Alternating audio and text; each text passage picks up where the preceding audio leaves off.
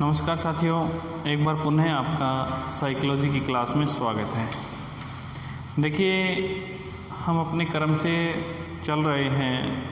हमने मनोविज्ञान की उत्पत्ति, शिक्षा मनोविज्ञान, उसके बाद हम उसकी कुछ एक विधियों के बारे में अध्ययन कर रहे थे और हमारे सामने जो विधियाँ थी उन विधियों के बारे में अगर हम चर्चाएं करें तो साथियों, कुछ विधियाँ आत्मनिष्ठ थी और कुछ विधियाँ वस्तुनिष्ठ थी। उन विधियों के बारे में हम चर्चा करेंगे। हमारा विषय जो है वो है मनोविज्ञान साथियों।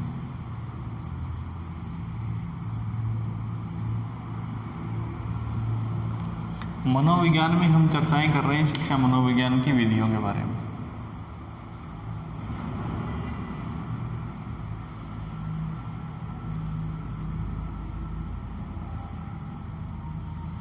शिक्षा मनोविज्ञान की शिक्षण विधियां।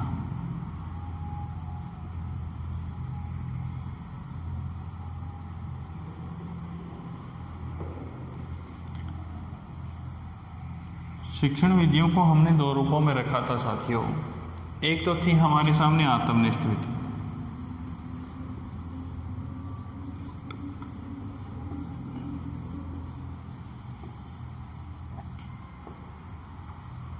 दूसरी हमारे सामने जो थी वो थी वस्तुनिष्ठ विधियां।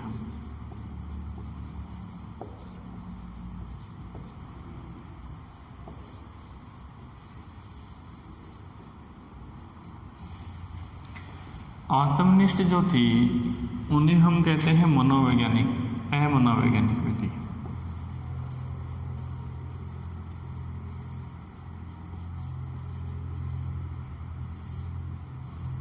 मनोवैज्ञानिक विधियां। जबकि हमारे सामने वस्तुनिष्ठ विधि जो थी, उस वस्तुनिष्ठ विधि को हम कहते हैं मनोवैज्ञानिक विधियां।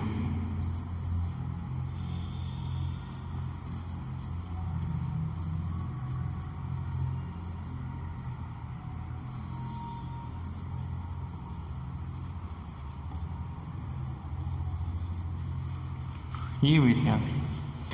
आत्मनिष्ठ में हमने रखा था, एक तो हमने रखी थी अंतः दर्शन विधि, दूसरी हमने रखी थी गाथा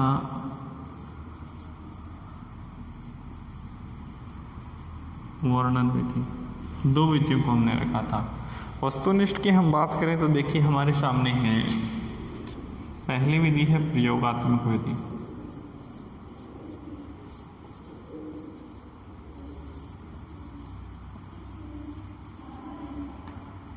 उसके बाद में हमारे सामने है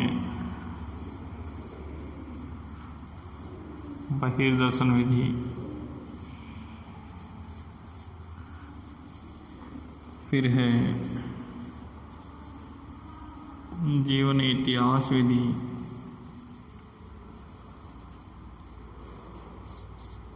फिर है साक्षात्कार विधि,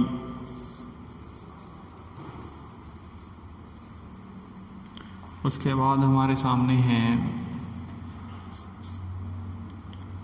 निरीक्षण विधि। निरीक्षण या सर्वेक्षण विधि,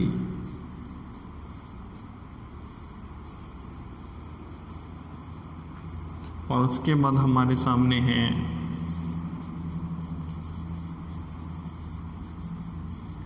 सांख्यिकी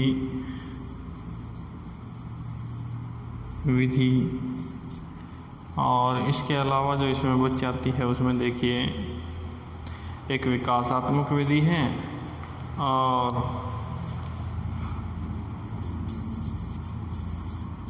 विकासात्मक विधि।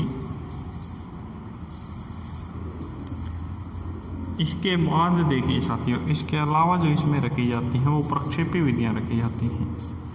कौन सी रखी जाती हैं? प्रक्षेपी विधियां रखी जाती हैं। ये जो विधियाँ थी हमारे सामने दो रूपों में रखी गई थी साथियों। एक तो आत्मनिष्ठ विधि थी और दूसरी वस्तुनिष्ठ विधि थी। इन विधियों को अगर हम देखें, इन विधियों के हिसाब से अगर हम बढ़ें तो हमने कौन सी विधि का अध्ययन कर लिया था। एक तो हमारे सामने प्रयोगात्मक विधि थी, उसका हमने अध्ययन कर लिया था। दूसरी हमारे सामने बहिर्दर्शन विधि थी, उसके बारे में भी हमने पढ़ लिया। जीवन इतिहास विधि के बारे में भी हमने पढ़ लिया। इनके कई बार तो इतना प्रतिपादक जरूर याद रखना है, ठीक है। प्रतिपादकों की बात करें तो प्रयोगात्मक विधि के प्रतिपादक विलियम वुंट हैं, विलियम वुंट हैं। और इधर हम अंतर्दर्शन विधि के प्रतिपादक की अगर बात करें तो ये भी कौन है, विलियम वुंट हैं, जो कहाँ के निवासी थे, जर्मनी के, जिन्हें किसका जनक कहा जाता है, प्रयोगात्मक मनोविज्ञान का जनक कहा जाता है साथियों। और इन्होंने 1879 में मनोविज्ञान की प्रयोगशाला स्थापित की थी लिप्जिंग में, जो वर्तमान में कार्ल मार्क्स विश्वविद्यालय के नाम से जानी जाती है। कार्ल मार्क्स विश्वविद्यालय। मनोविज्ञान के प्रोफेसर थे इसी यूनिवर्सिटी में विलियम वुंट। किस पद पे कार्य करते थे, इनका जो पद था वो था मनोविज्ञान के प्रोफेसर पद पे कार्य करते थे। उसके बाद बहिर्दर्शन विधि आती है। बहिर्दर्शन विधि में हम बात करें तो बहिर्दर्शन वैसे वाटसन, इनके जो प्रतिपादक रहे हैं वो रहे हैं जॉन ब्रॉड्स वाटसन। उसके बाद में हमारे सामने जीवन इतिहास विधि रही है। जीवन इतिहास विधि के जो प्रतिपादक रहे हैं, जीवन इतिहास विधि के जो प्रतिपादक हैं वो हैं टाइडमैन। टाइडमैन के बारे में कहते हैं तो ये ये टाइडमैन जर्मनी के निवासी थे। कहाँ के थे साथियों, टाइडमैन जर्मनी के थे। और जर्मनी में बच्चों के डॉक्टर थे। किसके थे, बच्चों के डॉक्टर थे। जॉन ब्रॉड्स वाटसन जो थे वो अमेरिका के थे साथियों, और अमेरिका के थे इस कारण से इन्होंने अमेरिका के थे और इन्हें व्यवहारवादी थे ये, और व्यवहारवाद के जनक कहलाते हैं। व्यवहारवाद के जनक कहे जाते हैं। विलियम वुंट के बारे में आप लोगों ने पढ़ लिया। उसके बाद में साक्षात्कार विधि, फिर निरीक्षण, सर्वेक्षण, सांख्यिकी, विकासात्मक और प्रक्षेप्य विधियाँ, ये विधियाँ आती हैं। इनमें एक विधि बच गई हमारी, जिसके बारे में हमने शायद कल पढ़ा था, मनोविश्लेषणात्मक विधि। यहाँ लिख रहा हूँ, जो कि वस्तुनिष्ठ विधि है। मनोविश्लेषणात्मक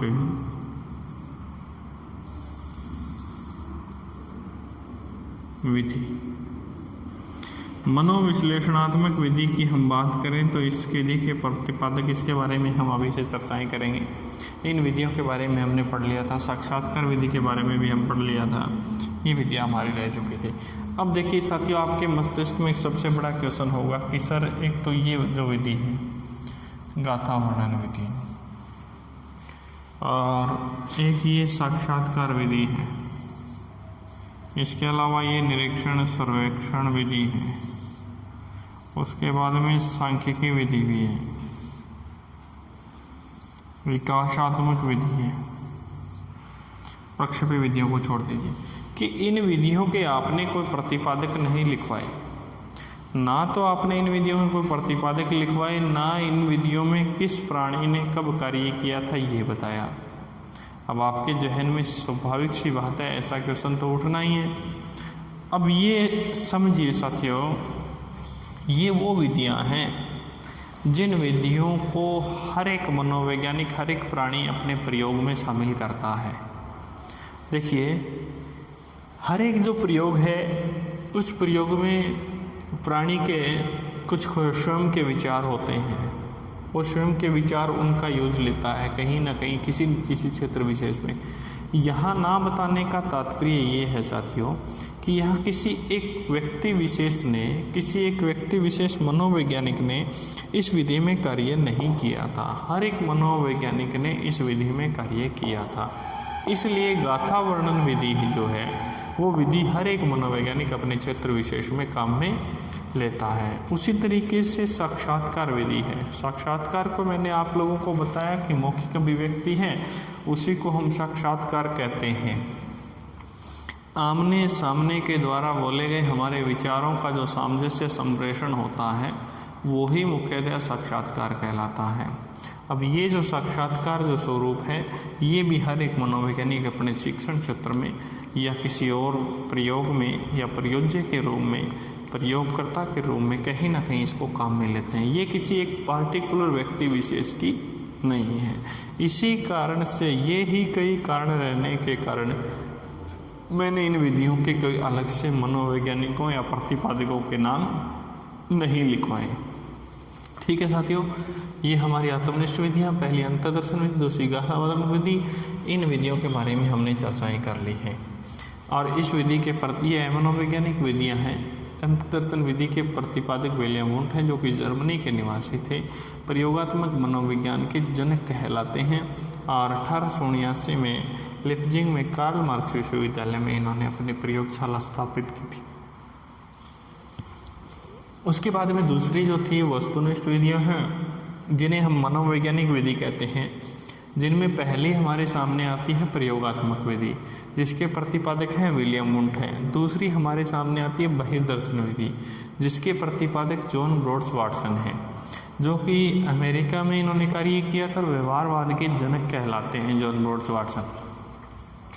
अगली है जीवन इतिहास विधि। जीवन इतिहास विधि के प्रतिपादक टाइडमैन हैं, जर्मनी में बच्चों के डॉक्टर थे। और फिर है साक्षात्कार विधि, इसके बारे में भी हमने पढ़ लिया था। निरीक्षण, सर्वेक्षण, विकासात्मक प्रक्षेप, ये विधियाँ हमारी रही हैं, एक मनोविश्लेषणात्मक विधि रही है। इनके बारे में हम अध्ययन कर रहे हैं धीरे धीरे। अभी हम पढ़ेंगे मनोविश्लेषणात्मक विधि के बारे में।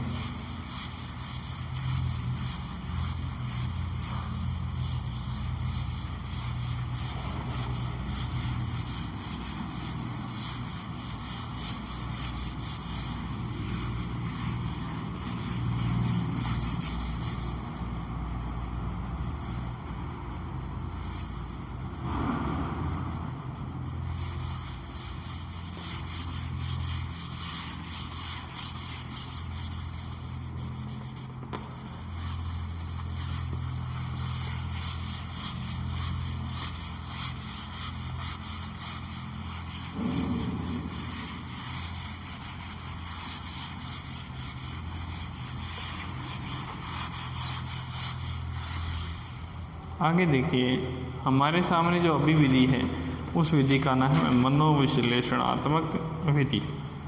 मनोविश्लेषणात्मक विधि के बारे में देखिए हम लोगों ने चर्चाएं कर भी ली थी और भी कर रहे हैं। देखिए,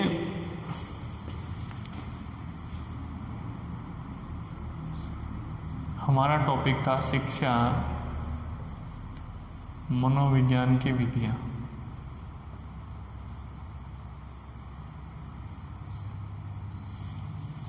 शिक्षा मनोविज्ञान की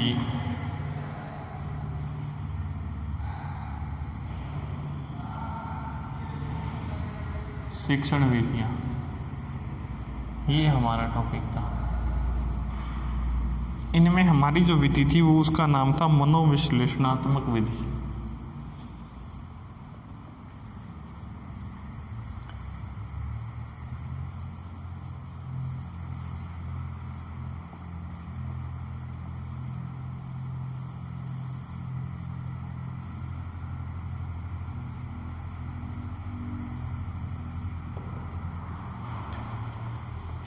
देखिए, एक बार बीच में आपको मैं बात अलग बता रहा हूँ कि व्यक्तित्व का जब हम वर्णन करते हैं, प्राणी के किसी व्यक्तित्व का और किसी व्यवहार को अगर हम जानते हैं तो उसमें हम 4 विधियों को रखते हैं हमारे सामने।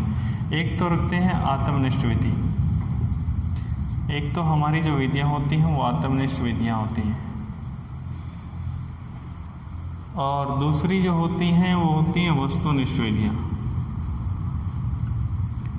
वस्तुनिष्ठ विधियाँ। तीसरी हमारे सामने होती हैं वो होती हैं प्रक्षेपी विधियाँ। प्रक्षेपी विधियाँ। और चौथी जो हमारे सामने होती हैं वो होती है मनोविश्लेषणात्मक विधियाँ। मनोविश्लेषणात्मक विधियाँ, ये विधियाँ रखी जाती हैं हमारे सामने। व्यक्तित्व, प्राणी के व्यक्तित्व और व्यवहार के बारे में अगर हम जानते हैं तो हमारे सामने 4 विधियाँ रखी जाती हैं: आत्मनिष्ठ, वस्तुनिष्ठ, प्रक्षेपी और मनोविश्लेषणात्मक विधियाँ।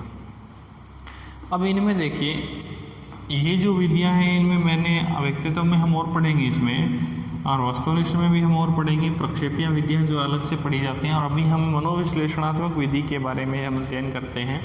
मनोविश्लेषण एक वाद भी है।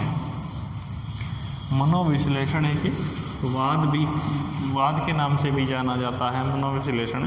और मनोविश्लेषणवाद जो है वो सिगमंड फ्रायड के द्वारा मनोविश्लेषणात्मक विधियों में देखिए, इस विधि के मैं सबसे पहले कहूँ कि इस विधि के प्रतिपादक, इस विधि के जो प्रतिपादक है वो सिगमंड फ्रायड हैं। कौन है? सिगमंड फ्रायड हैं साथियों। सिगमंड फ्रायड जो है वो वियना ऑस्ट्रिया के निवासी थे। वियना ऑस्ट्रिया के निवासी थे सिगमंड फ्रायड। ऑस्ट्रेलिया अलग है, ऑस्ट्रिया अलग है। सिगमंड फ्रायड जो थे वो यहूदी परिवार से थे। यहूदी परिवार में इनका जन्म हुआ था, और यहूदी परिवार में जन्म हुआ, और इनकी एक पुत्री थी।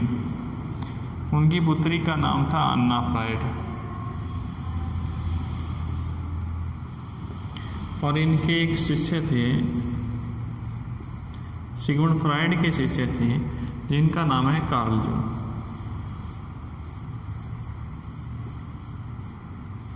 ये विद्वान हमारे सामने आते हैं। और सिगमंड फ्रायड मनोविश्लेषणवाद के बारे में आप लोगों को शॉर्ट में बता दूं। मनोविश्लेषणवाद यानी मन का विश्लेषण। किसका विश्लेषण? मन का विश्लेषण। साथियों, 2 चीज़ें होती हैं हमारे सामने मनोविश्लेषण में। मन का विश्लेषण ही है। एक तो हमारे सामने होती है जिसका नाम है संश्लेषण। संश्लेषण। और दूसरी हमारे सामने जो होती है उसका नाम है विश्लेषण।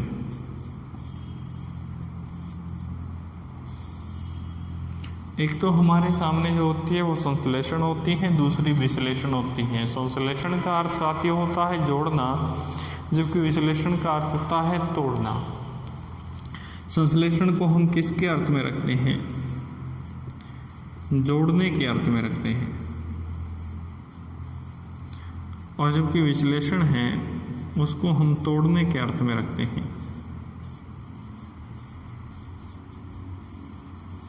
इन अर्थों में इनको रखा जाता है, संश्लेषण और विश्लेषण विधि। अब हमें किसका विश्लेषण करना? मन का विश्लेषण करना। तो मन को चेतना के भाग के रूप में सिगमंड फ्रायड ने जाना, और उन्होंने विश्लेषण किया और कहा कि मन और मस्तिष्क के 3 पार्ट होते हैं, उन चीज़ों हम चेतना के रूप पढ़ते हैं। उसी आधार पर इन्होंने विश्लेषण करके बताया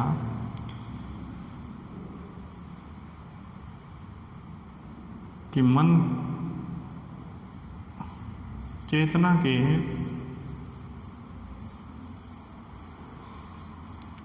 3 रूप होते हैं।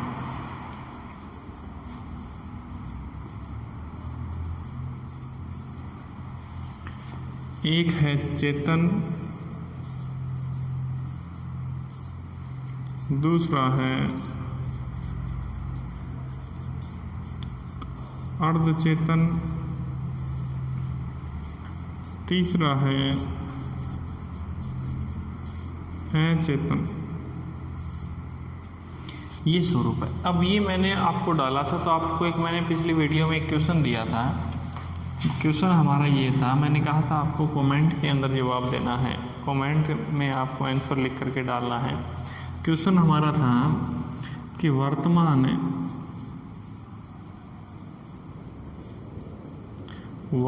मनोविज्ञान में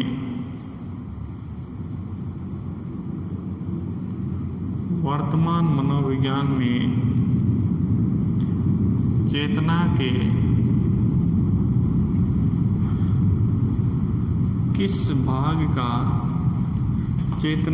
किस भाग का अध्ययन किया जाता है, किस भाग का अध्ययन किया जाता है। ए है हमारे पास चेतन, बी है हमारे पास अर्धचेतन, सी है हमारे पास अचेतन और डी था हमारे पास अर्धचेतन एवं अचेतन दोनों का। ये क्वेश्चन था हमारे सामने और इस क्वेश्चन का आंसर देना था साथियों आप लोगों को। मैंने कहा था कि कमेंट बॉक्स के अंदर आप आंसर डालेंगे और उस आंसर के आधार पर ही हम आगे का निष्कर्ष करेंगे। तो ये जो स्वरूप क्वेश्चन था हमारा कि वर्तमान मनोविज्ञान में चेतना के किस भाग का अध्ययन किया जाता है, चेतन, अर्धचेतन, अचेतन, अर्धचेतन में अचेतन। ये थोड़ा सा वैसे तो देखें तो आसान क्वेश्चन है, लेकिन थोड़ा सा समझने के लिए ज़रूरी है। हमने दो चीज़ कही थी साथियों, देखिए आप लोगों को।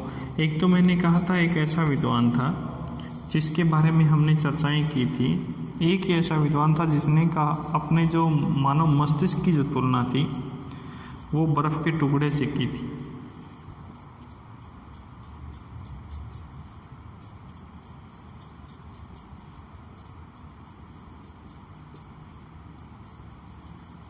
क्वेश्चन आया है, एचरेट में आया है पिछली बार। क्वेश्चन सीधा डाला गया था कि मानव मस्तिष्क की तुलना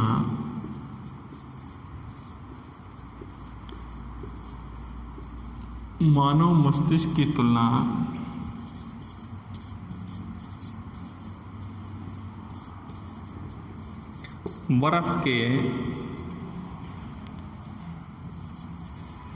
टुकड़े से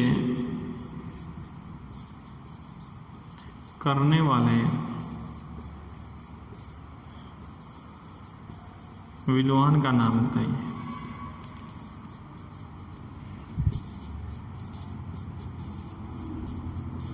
और ये जो तुलना की थी ये सिगमंड फ्राइड ने की थी साथियों। ये जो तुलना की थी बर्फ के टुकड़े से, जो तुलना की थी मानव मस्तिष्क की, ये तुलना करने वाले सिगमंड फ्राइड ही थे। और इन्होंने ये तुलना की थी साथियों कि पानी, बर्फ का जो है अधिकतर भाग है वो पानी में डूबा रहता है, यानी यहाँ तक। और ये जो भाग पानी में डूबा रहता है इनको इन्होंने अचेतन मस्तिष्क कहा था। क्या कहा था? अचेतन मस्तिष्क कहा था सिगमंड फ्राइड ने। और इस अचेतन मस्तिष्क को इन्होंने 90% की संज्ञा दी थी कि 90% जो स्वरूप है वो अचेतन का रहता है और ये जो स्वरूप है ये 10% रहता है। और ये जो 10% रहता है इसको इन्होंने नाम दिया था चेतन मस्तिष्क। अब यहाँ दो चीज़ें थी, चेतन मस्तिष्क और अचेतन मस्तिष्क। अचेतन मस्तिष्क 90%, चेतन मस्तिष्क कितना था? 10% था। तो यहाँ पे साथियों ये जो बीच का जो भाग बचता था ये अर्धचेतन कहलाता था। ये क्या कहलाता था? अर्धचेतन कहलाता था। तो हमारा 90%। एक मैंने इस तरीके से डायग्राम बना करके आप लोगों को कल समझाया था कि मैंने आप लोगों को ये समझाया था साथियों, देखिए ये तो हो ही गया था।